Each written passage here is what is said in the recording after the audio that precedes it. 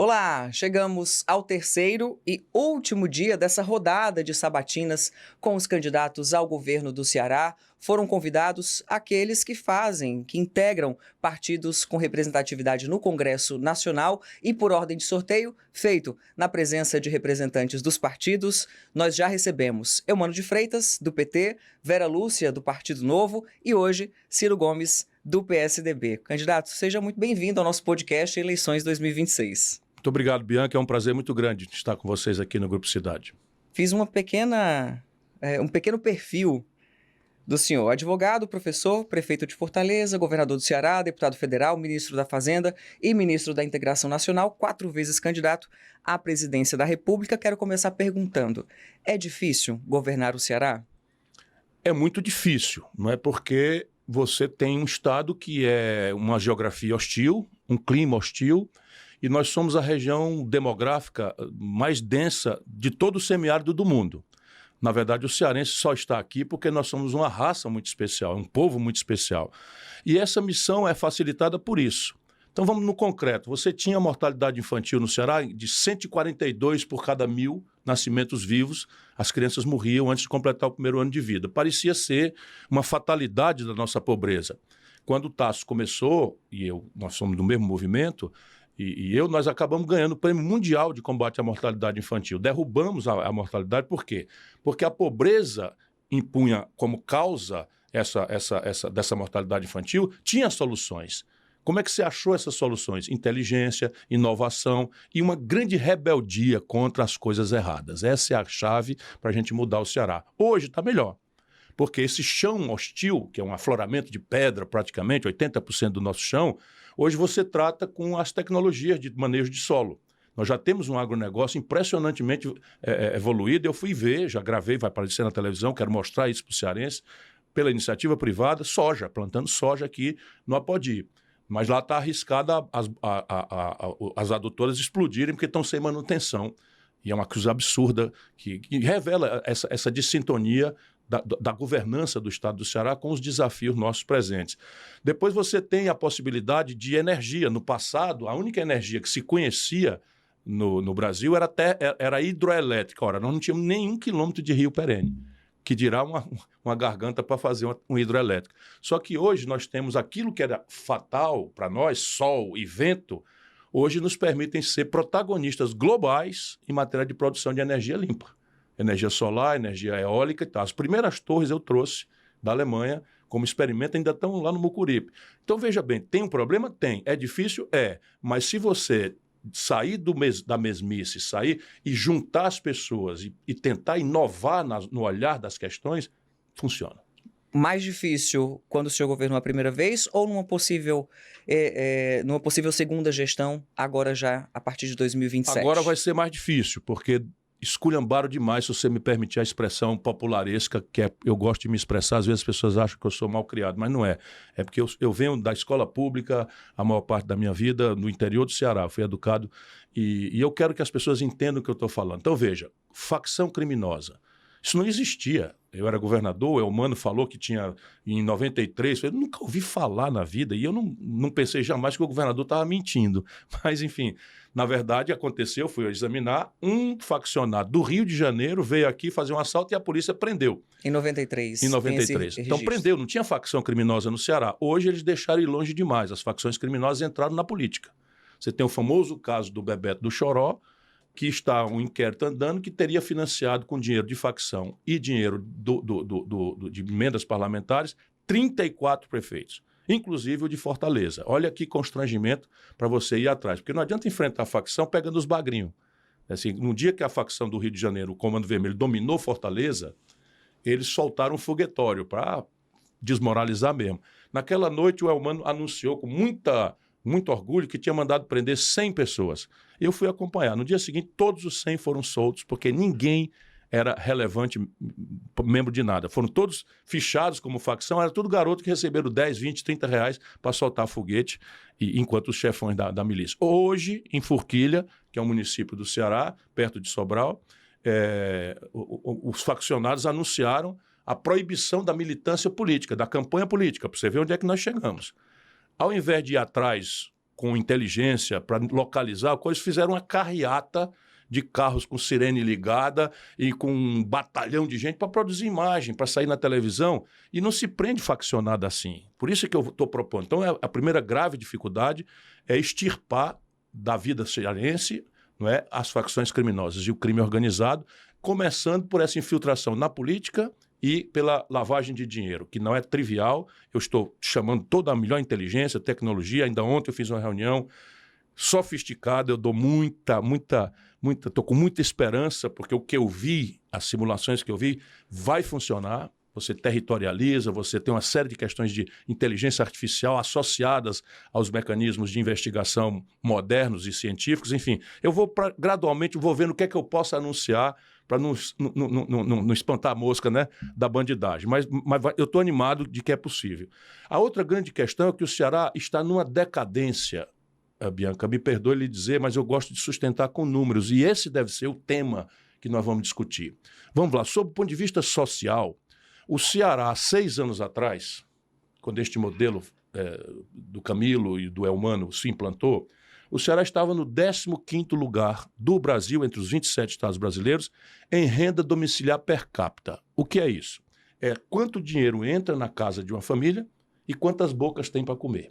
Então é a renda domiciliar per capita. O Ceará era o 15º lugar, ou seja, nós éramos, em média, 2 vezes mais pobre do que o brasileiro pobre em média. Porque o Ceará é o 8º estado em população, mas nós estávamos no 15º lugar. Com essa gente, nós despencamos para o 25º lugar. A fonte, PNAD contínua do IBGE, a fonte oficial. Na verdade, houve um crescimento, mas outros estados passaram o estado do Ceará. Basicamente é isso. Sim. Basicamente, então, veja, quando nós enfrentamos a pobreza, olha o Brasil como é precário. No leilão de valor do Bolsa Família Lula-Bolsonaro, o Bolsonaro aumentou o Bolsa Família para R$600. Nós somos tão pobres que isso trouxe 500 mil pessoas da linha de pobreza para acima da linha de pobreza só por este ato, um decreto do presidente da República. Não foi nada que nós tenhamos feito aqui. Só para você ter uma ideia, Pernambuco, que é mais ou menos do nosso tamanho, tirou 1 milhão de pessoas da pobreza. A Bahia tirou 2 milhões de pessoas. Então, repare, o dado é, o Ceará estava no 15º lugar e na mão dessa gente caiu para o 25º. Só tem 2 estados hoje mais pobres do que o cearense médio, o Acre e o Maranhão. Esse é o número, não é, da questão social. Nos salários, na questão do trabalho, do emprego, da produção, da renda, o estado do Ceará está se desindustrializando muito precocemente. São coisas graves. Aqui nós fizemos uma aposta num polo têxtil e num polo calçadista. O polo calçadista nós tiramos do zero, começou comigo, e o Tasso deu um grande impulso. Nós tiramos do zero e transformamos o Ceará no principal polo calçadista do Brasil. O Elmano se gabou disso aqui. Só que na mão do Elmano nós fechamos 100 indústrias. Aquelas que nós trouxemos, ele está se gabando, que ainda somos, mas nós fechamos 100 indústrias. 6 delas fecharam nos últimos 40 dias. Em Pentecoste, em Brejo Santo, só para dar um exemplo. Mas quando você vai para o Porto do Pecém, que é um esforço de fazer uma indústria de alta linhagem, nós trouxemos a siderúrgica. É uma obra que nós trouxemos. Muito sacrifício, muito esforço, porque nós conseguimos uma ZPE, que é uma zona de processamento e exportação, que é a única do Brasil. Nós arrancamos isso do governo federal. Pois bem, a maior indústria que estava lá, sob o ponto de vista de emprego, é a Aeres, que fabrica pá eólica, da energia eólica. A Aeres já teve 10 mil cearenses trabalhando com eles. Hoje tem pouco mais de 1.000 e vai fechar se nós não acudirmos. Porque está faltando o quê, candidato? Não, é um problema, falta projeto. No caso da Aeres, por exemplo, é um assunto, comércio exterior. A China entrou arrebentando com tudo, o governo federal é completamente politicamente alinhado, passivo da China. Mas a dependência do estado do Ceará é basicamente dos Estados Unidos. Hoje nós somos o maior mercado, muito bom você lembrar isso, o maior mercado exportador do Ceará é os Estados Unidos. Tomamos uma trauletada na nossa siderúrgica de 50% de tarifa e nossa gente aqui não fez nada. Sabe? Porque você tem como resolver. A retaliação dos Estados Unidos não é negócio de reciprocidade, não. É suspender a compra de supercomputadores e suspender a exportação de petróleo. Isso bota um equilíbrio de forças na negociação. Mas nada, é só papo furado para ter efeito eleitoral. Mas deixa eu te falar, o polo têxtil, a Guararapes estava aqui há 40 anos. Fechou, foi-se embora e botou 3 mil pessoas de Fortaleza na Rua da Amargura. A Vicunha está reclamando gravemente. Por quê? Porque nós estamos começando a comprometer o futuro, porque eles aprovaram uma reforma tributária que acaba com os incentivos que nós criamos. Acaba. Foi feito para beneficiar São Paulo e a petezada daqui para dizer amém ao PT de São Paulo e para bajular o Lula, porque o Lula é a única salvação eleitoral deles, simplesmente disseram amém, é uma coisa que liquida o incentivo fiscal do Ceará. Só interrompendo aqui um pouco, o senhor é um grande crítico da atual gestão, mas em épocas passadas já foi o padrinho desse grupo que está formado hoje. Colocou Cid, seu irmão, logo depois Camilo Santana, do qual hoje também o qual não tem certa relação. Então, em que momento esse grupo que o senhor ajudou a formar, que ajudou a tomar decisões, inclusive políticas, se perdeu ao seu ver? São dois momentos, na verdade. Eu estava mal informado, na medida em que eu, candidato a presidente da República, todo mundo há de entender que eu não estava fazendo rotina aqui no Ceará. Eu estava lutando no Rio Grande do Sul, em São Paulo, no Mato Grosso, na Amazônia, conheço o Brasil com uma palma da mão. E eu comia pela mão do Cid as informações daqui e estava bastante satisfeito, bastante feliz que as coisas estavam andando normalmente. Mas não estavam? Agora que eu sei que não. Quando não? Eu vou dizer, primeiro, quando aconteceu a traição. O que é a traição? Deixa eu te falar. Eu quero só porque você está perguntando, porque para mim isso é página virada. Eu quero construir o futuro, mas você está perguntando e o cearense merece saber. Quando o Camilo foi lançado candidato a governador, o Lula apoiou o Eunício contra o Camilo. Isso é a história do Ceará.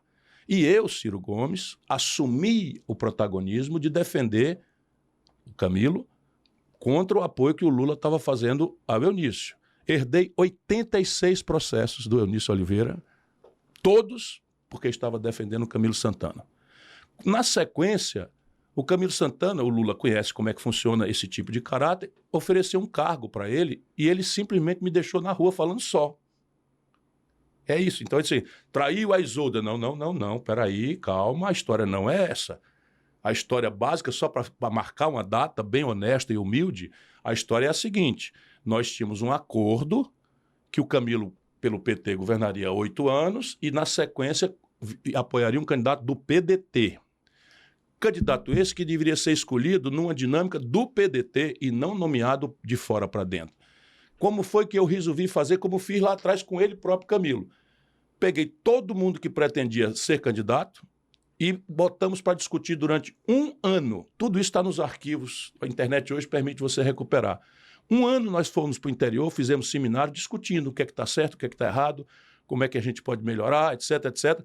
Quem eram os 4 candidatos? Mauro Benevides Filho, Roberto Cláudio, era Evandro Leitão e a Isolda não queria. Não queria, de forma nenhuma. Eu disse, mas você tem que ir, porque você está na linha de sucessão. Vai ser natural que você seja considerada como opção. E você, não, me tira disso, eu não sou candidato, eu não sou político, eu não quero saber disso e tal. Mas forcei, vamos dizer, democrática e fraternalmente, que ela participasse. E ela participou dos seminários. Quando terminou, o critério de escolha qual era? Pesquisa, para ver quem estaria melhor na opinião pública, e o diretório do partido que dirimiria essa questão. As pesquisas botaram o Roberto Cláudio sozinho lá na frente, tinha sido o melhor prefeito da história de Fortaleza, e o Camilo resolveu quebrar o compromisso, já acertado com Lula, já com o cargo acertado, tudo isso eu denunciei na data. E a partir daí, então, meu ouvido virou pinico.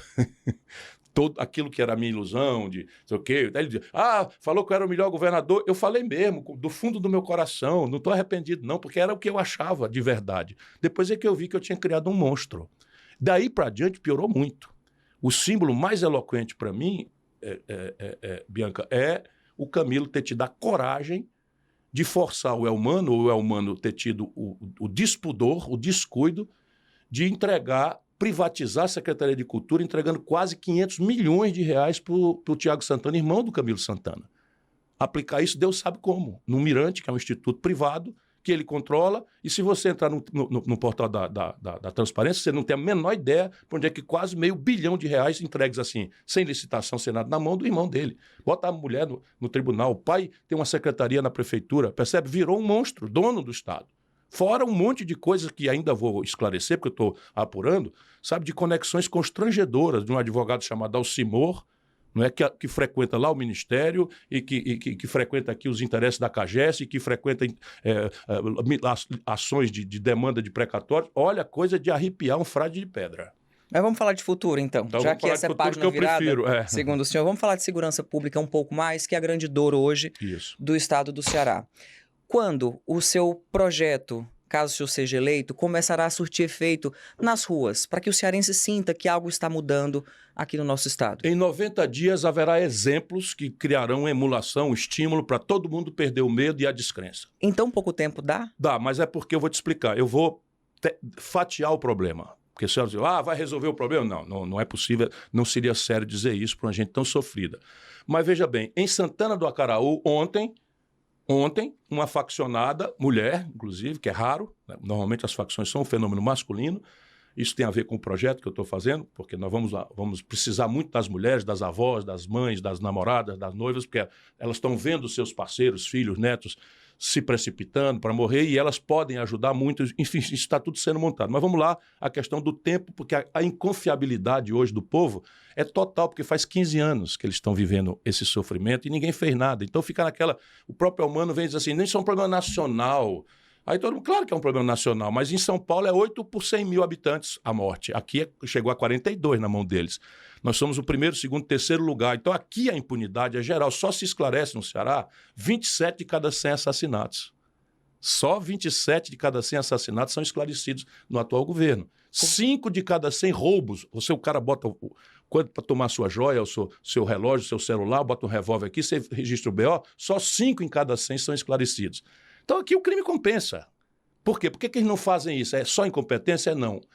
A facção entrou na política. Bebeto do Choró tem 34 prefeitos na mão, inclusive o de Fortaleza. Se ele for preso, vai contar a história. E essa é a questão. Lavagem de dinheiro. Depois que eu comecei a falar, simplesmente eles não podem fazer lavagem de dinheiro porque o coordenador da campanha do Elmano apresenta um patrimônio que o mercado fala em 10 milhões de reais, adquiridos jovem, tudo na constância de ser governador, com o rabo exposto. Ele administra verba de publicidade, paga 70 milhões de verba para uma empresa de publicidade e a mulher é sócia. E aí faz a compra de um Mandara, que é um apartamento super luxuoso, num condomínio de luxo aqui em Aqueirais, e em R$1 milhão em espécie. Aí você, R$1 milhão em espécie, de onde é que vem esse dinheiro? Aí ele vai em Palmirim, que fica a 500 quilômetros daqui, e faz uma escritura falsa. Percebe? Eles viraram o dono do pedaço. Então, a gente precisa consertar essas coisas e o tempo todo, deixa eu só voltar. Nós vamos separar. Santana do Acaraú ontem teve um episódio. A faccionada decretou um salve de que não pode mais fazer política e tal, não sei o quê. Será que Santana do Acaraú, uma cidade amada, querida, mas é desse tamanhinho? Tem a Serrota, tem... enfim, tem os distritos que eu conheço, é desse tamanhinho. Será que um governador de estado com inteligência tecnológica, com foco, não consegue pegar 5 faccionados de chefes em Santana do Acaraú? Eu pego em menos de 90 dias. Mas com a estrutura que nós temos hoje, porque em 90 dias não vai dar tempo de equipar. Nós temos alguma estrutura. O que vai acontecer de diferente a partir do primeiro dia é que eu vou agregar tecnologia. E vou mudar completamente a lógica da inteligência. Então, lá no Forquilha, que é outro município, a facção também deu um salve para ninguém mais entrar na política e tal. Isso tudo é contra mim, tá? A facção já se levantando porque sabe que o que eu estou falando é para valer. Eu tenho uma certa fama de entregar o que prometo, né? Então, repare, sabe o que aconteceu hoje? Mandaram lá 20 viaturas com sirene ligada e um batalhão de gente altamente qualificada do batalhão de choque, tiraram a costela. Será que é assim que se prende facção criminosa? Com aparato, com carreata. E como candidato? É com inteligência cirúrgica. Você mapeia, estabelece o caminho do dinheiro e vem de cima para baixo. Mapeia, eu estou fazendo uma comparação para ver se as pessoas entendem. O governo hoje trata as facções como quem olha um baralho por trás. Um baralho por trás, as cartas são tudo igual. Concorda? Só que, olhando as cartas, e isso é o papel da inteligência, tem um 3 de paus, que é um menininho que não cometeu violência nenhuma e que está ali, entra no crime para ganhar um tostão, para comprar um tênis, para comprar um celular, e tem o chefão, que já matou 8 e tal. Esse é o AIS. Então, o que a inteligência deve fazer? Mapear essa cadeia de comando e a gente cirurgicamente, com mandado judicial, com a culpa formada via tecnologia, que é o que vai ser agregado aqui, você faz a cirurgia. Então, não é possível resolver tudo, mas exemplaridades eloquentes acontecerão. Por exemplo, Serviluz. Então, Serviluz, tudo bem, Fortaleza é gigante. A região metropolitana de Fortaleza é enorme, é um dos maiores conglomerados urbanos do Brasil. Mas o Serviluz não. O Serviluz é do tamanho de Santana do Acaraú, compreende? Então, como é que eu não faço? Todo mundo no Serviluz sabe quem são os faccionados. Todo mundo. Por que não abre a boca? Medo. Inclusive a polícia sabe. Todo mundo sabe. Agora, não forma a culpa por causa disso. Você pega, sabe, esses crimes cibernéticos, essa enganação, liga aqui, ó, você precisa depositar um dinheiro porque seu filho está doente, não sei o quê, papai e tal. 5 em 1000 são esclarecidos no Ceará. É piada. Se não fosse tão trágico, é piada. Então, os primeiros compromissos, caso seja eleito, vai se atacar a cabeça das facções. Isso. Cortar a cabeça, cortar uma, cortar duas, cortar três, porque isso é uma hidra. Você corta uma, nasce outra. Aí tem aqui a santice picareta de que, mas os faccionados, os chefes estão no Rio de Janeiro. A pergunta simples é, e o Rio de Janeiro não é Brasil, não? De novo, eu já fui governador, eu tive um sequestro no meu governo. Em 4 anos, um sequestro importante, grave. A filha do Edson Queiroz, a Paula. O que eu fiz? Não tínhamos expertise, não tínhamos nada. Mandei treinar a gente lá fora e tal. E nós pagamos o resgate, a família pagou o resgate, e eu fiquei com aquilo atravessado. E montei um esquema dessa pessoa que eu mandei treinar fora e dei um cartão de crédito, vá atrás desse sequestrador.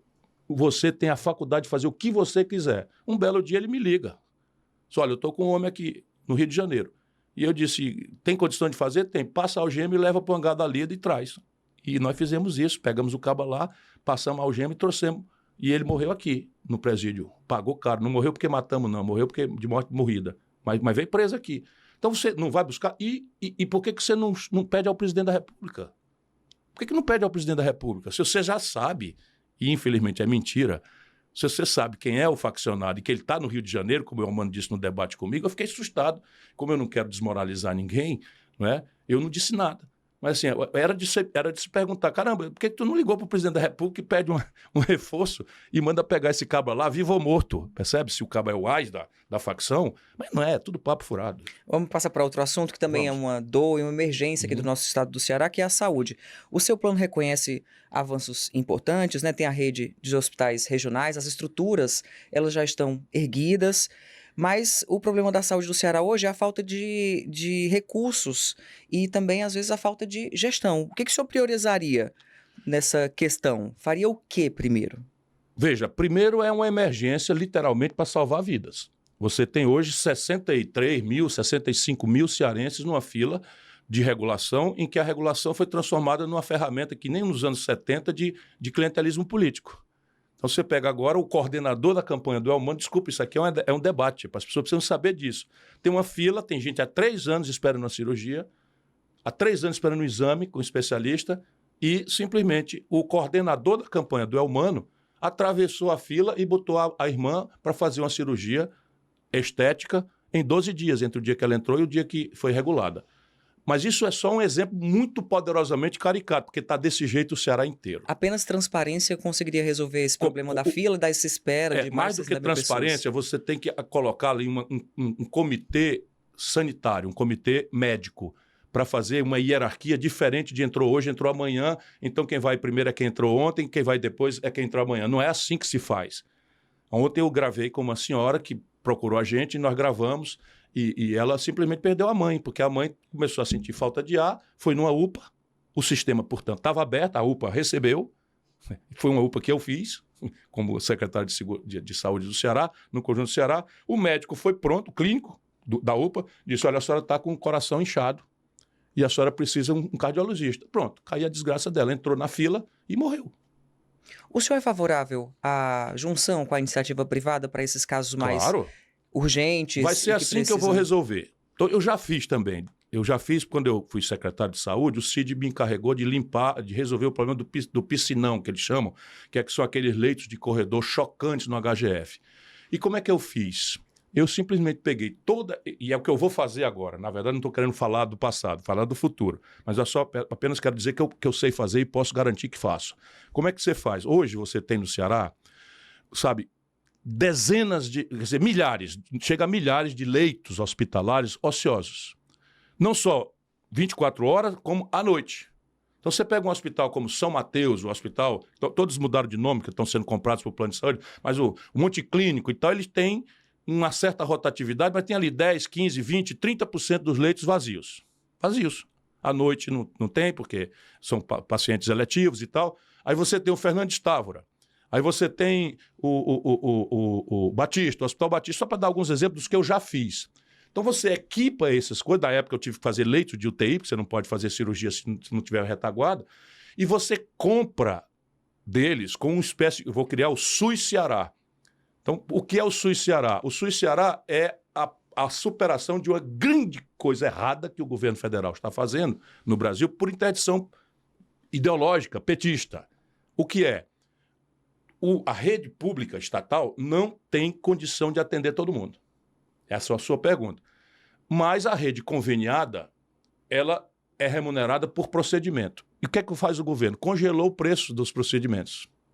E aí ninguém quer fazer mais porque dá prejuízo. Você vai fazer um apendicite, eles pagam R$100, isso aqui é um exemplo, pagam R$100 e você gasta 250 para fazer.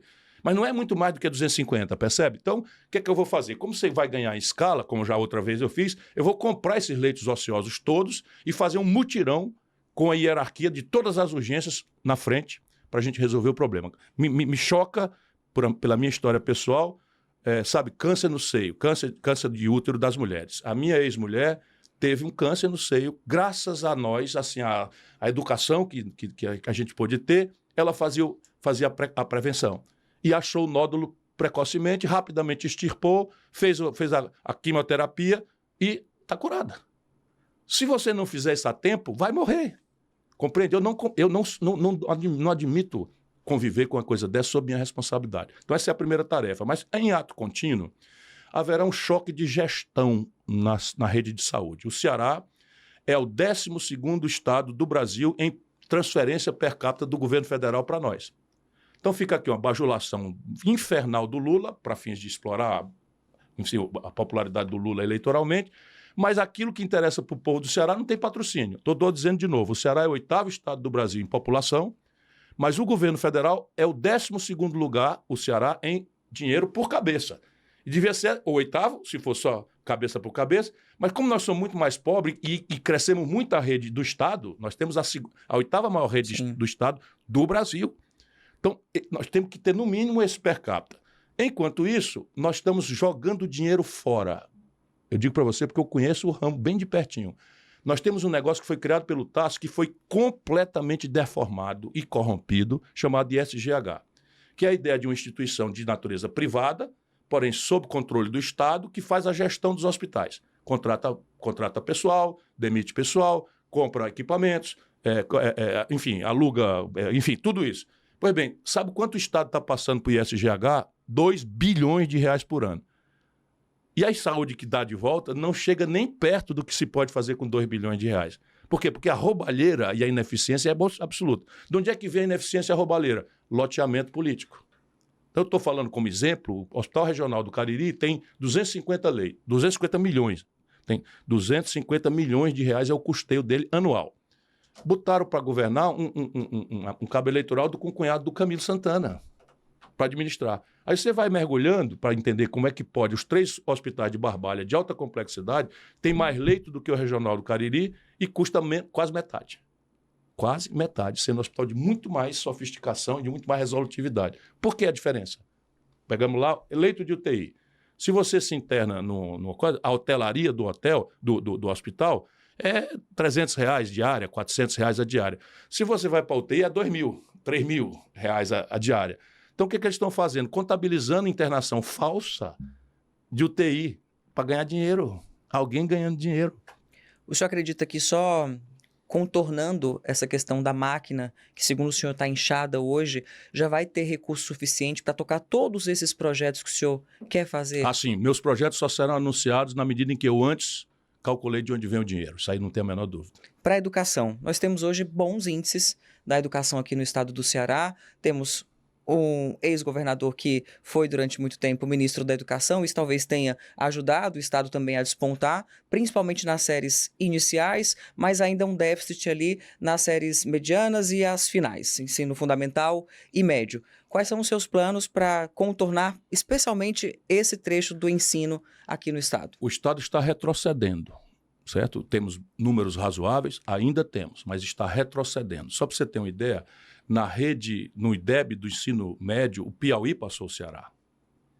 Agora, nesse último IDEB, o Piauí passou o Ceará. Mas o Ceará está, nesses primeiros tá anos, segundo, com números, segundo. inclusive, acima dos Tá nacionais. Mas você tem que separar, na média, você tem que separar duas coisas.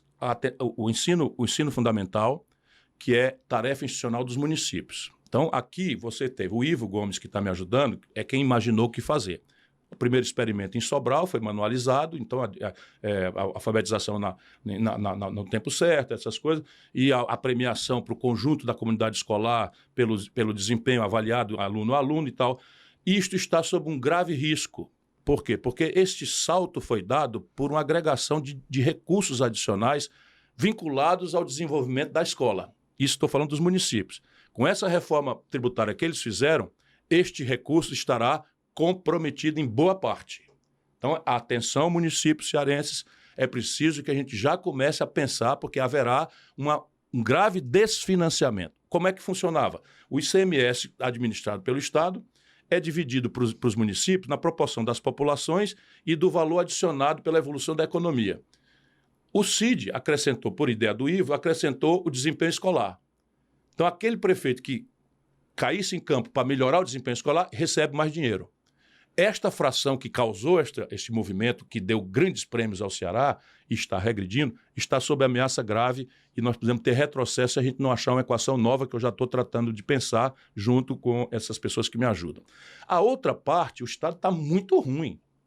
O ensino médio do Ceará melhorou um pouquinho e tal, mas assim, a evasão escolar é criminosa, a escola nossa é careta, é uma escola, sabe, o tempo integral é uma questão importante, claro que é uma questão importante, mas já há evidências modernas que com os tempos digitais, a fixação da garotada, dos estudantes por tela e tal, essa coisa do tempo integral caiu 40% o desempenho. Quando o senhor fala que é careta, ela está ultrapassada na forma de ensinar? Ultrapassada na metodologia. E qual seria a solução? No padrão de ensino.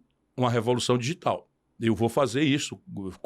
Assim, todos os estudantes do Ceará, do nível médio, no fim do meu governo, sairão da escola com um título, com um diploma, com um certificado de qualificação em manejo de inteligência artificial, operação de aplicativos e criação de aplicativos e manejo de redes. Mas nada do que é feito hoje, mesmo com esses índices em crescimento e em destaque nacional, nada do que é feito seria aproveitado? Não, tudo é aproveitado. O essencial é aproveitado, que são os professores.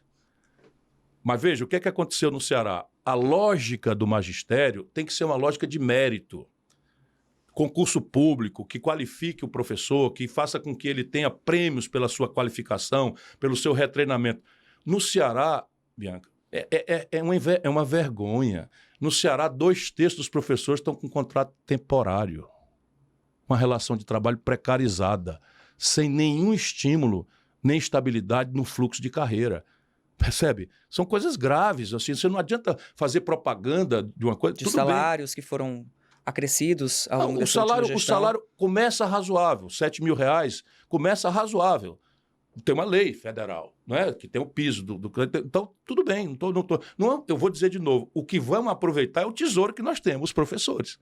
Mas é preciso restaurar a condição de retreinamento, de qualificar esses professores para as novas pedagogias e premiá-los pelo crescimento na carreira, pelo desempenho dos seus alunos. Candidato, o seu programa defende a conclusão de obras estratégicas que se arrastam há anos. O senhor traz, inclusive, um número acima das 600 obras que estariam paradas. Quais as obras o senhor colocaria como prioridade para retomar? Aquelas vinculadas à saúde, por uma evidência total. Aquelas vinculadas à segurança pública são menos relevantes, mas as de saúde pública são as mais complicadas. Você tem, por exemplo, hoje, o hospital dito regional de Baturité está com 14% de evolução. Superfaturamento escandaloso, sabe? E aí uma confusão, porque você não faz planejamento. Ali, bem pertinho de Baturité, você tem a Unilab, que é a universidade e tal, que tem uma faculdade de medicina, que precisa ter um hospital em Redenção. Onde é que se localiza o hospital? Em Baturité. Eu tenho alguma coisa contra Baturité? Não, eu tenho um amor, muito carinho, muito afeto. Mas eu estou querendo dar uma evidência de que tudo no Ceará agora é politicagem, não tem mais planejamento estratégico, não tem mais, sabe, um desenho do perfil epidemiológico para qualificar que tipo de procedimento você tem, que exames você vai fazer nas policlínicas. Enfim, isso toda é a grande tarefa de reordenar esse sistema todo. O Hospital de Iguatu também está só o esqueleto, muito pouca coisa sendo feita. Aí se você disser, o Elmano está fazendo uma prestação de conta, eu rio para não chorar. Mas ele está fazendo uma prestação de conta de todos os hospitais que foram feitos do Pedro Alves Cabral para cá como coisa dele. Aí, Elmano, quantos hospitais você começou e terminou? Regionais? Nenhum. Ponto, nenhum, acabou. Aí é o seguinte, eu fui secretário de saúde, eu botei para operar, qualifiquei o serviço do de Juazeiro, do Hospital Regional, eu botei as policlínicas para funcionar, tudo por delegação do CID, eu não estou usurpando a obra de ninguém. Mas a lógica, ele diz assim, você não fez nenhum hospital regional quando foi governador. Ô, Anta, eu fui governador em 1990. Em 90, a tarefa não era fazer hospital regional, era garantir um hospitalzinho pequeno, municipal, que não tinha nenhum. Eu fiz 20 hospitais. Pensei, mas não estou aqui me gabando, eu estou só dizendo que você, em saúde, você tem que ter planejamento sistêmico, sistema único de saúde. Então, não pode ter paralelismo. Então, você câncer, saúde mental, crianças atípicas. É um fenômeno da modernidade. Crianças atípicas. Eu tive agora no IPRED, 55 mil famílias atípicas têm cadastradas em Fortaleza esperando o laudo. O laudo. E não é só o laudo predispõe uma mãe pobre a receber o BPC, que é um salário mínimo. Não consegue um laudo nesse estado. Eu vejo que o senhor vem batendo bastante nessa tecla das crianças atípicas. Seria um compromisso seu mas solene. Para uma possível gestão, mas não só aqui em Fortaleza, descentralizando também para o interior do Ceará. Sem dúvida. Veja bem, o Girão, meu adversário, conseguiu levar um IPRED, que é a instituição mais afamada do Brasil, uma das melhores do mundo, conseguiu levar para Quixadá. O capitão Wagner, meu candidato a senador, junto com Alcides, conseguiu levar uma para Maracanaú. 500. Mas são 500 ali, 500 aqui. Percebe? Dá 150 mil que nós temos que atender. O governo do estado não fez nenhuma, nada. Pelo contrário, eles acabaram, Elmano de Freitas acabou de cancelar, através do Evandro Leitão, 2.000 matrículas que já estavam sendo atendidas no IPRED. Olha, de partir o coração o que eu ouvi. A mulher disse, doutor, fala alguma coisa. O meu filho era não verbal, ou seja, ele não conseguia falar aos 6 anos de idade. Entrou aqui, passou a falar, tiraram ele. Agora, quando o Evandro assumiu, ele voltou a não falar novamente. Sabe, me deu vontade, de estourar. E agora não, estou só ponderando para quem tem consciência, saber que isso não é possível mais. Eu vou voltar um pouco sobre essa questão das obras paradas. São históricas, né? Não é de hoje que as obras se arrastam, que tem essa letargia na execução de grandes projetos aqui no estado do Ceará e no Brasil. O senhor já também bateu bastante na tecla da questão do anel viário, que está aí há 16 anos, né? E não foi concluído ainda. O senhor disse que vai concluir caso seja eleito. Mas essa obra também é muito antiga e passou por gestões das quais o senhor participou. Então, eu não. Pelo menos daquelas que o senhor tinha aliança naquele momento. Sim, mas no mundo, você sabe, eu não quero me absorver de nenhuma contradição minha, porque de fato eu sou o responsável por esses monstros aí que eu criei. O que acontece?